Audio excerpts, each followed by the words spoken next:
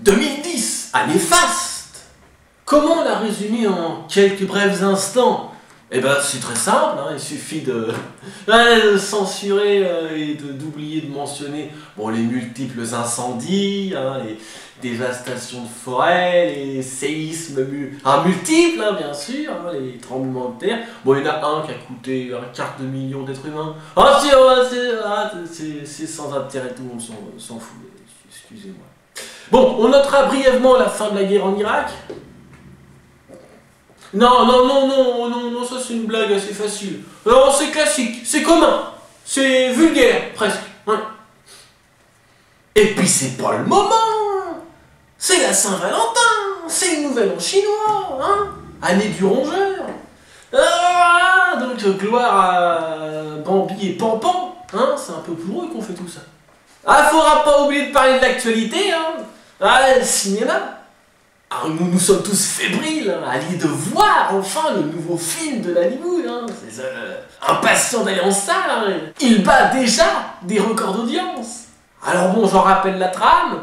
Alors, le personnage de Danny Boone est victime de préjugés populaires et de racisme light, hein, de la part de ses voisins du Nord. Un scénario donc complètement différent du précédent, où Danny Boone campait un personnage radicalement différent, puis en fait c'était un personnage qui était victime donc, de préjugés populaires et de racisme light de la part de ses voisins du Sud. L'occasion pour Danny Boone de passer de l'accent ch'ti à l'accent belge. J'ai rien qu'à l'idée, nul doute qu'il rencontrera son succès et qu'il nous pondra une suite avec nos voisins de l'Est, la Suisse romane, sûrement. L'occasion pour Danny Boone de dévoiler ses talents d'imitateur.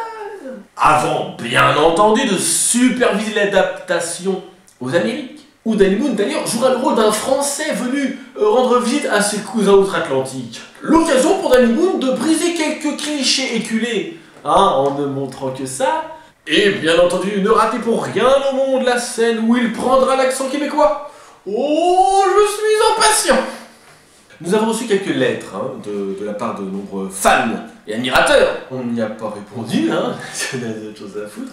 Mais là c'est l'occasion de répondre, donc on va répondre, hein, je les ai imprimés rapidement, hein, voilà, puis on va voir. Donc c'est vrai que d'abord qu'on reçoit plus de messages depuis quelques temps, hein, depuis quelques mois, on reçoit plus souvent des messages, pour ça là je ne voudrais pas encombrer la boîte aux lettres.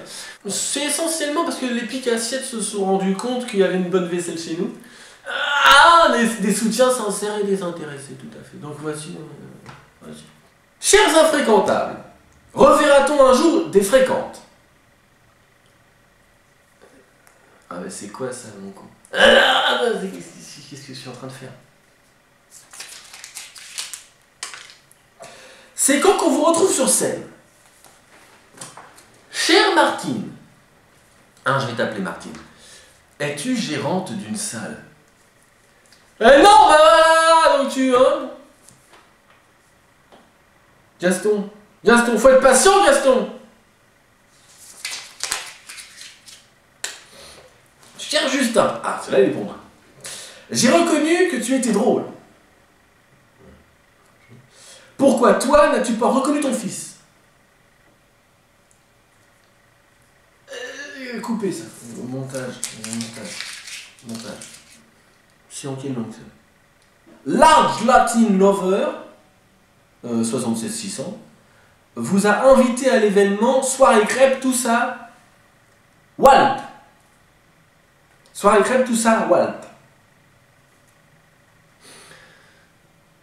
Merci. Merde. Pourquoi manges-tu dans cette fréquente?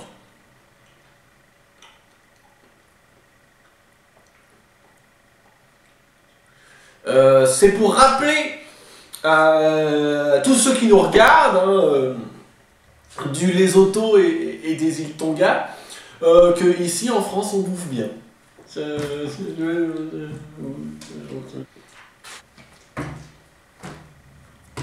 Ah, enfin quelqu'un qui signe, là, ça c'est bien. Edith, voilà, merci Edith. Donc, chers infréquentables, comment puis-je accéder à l'immortalité?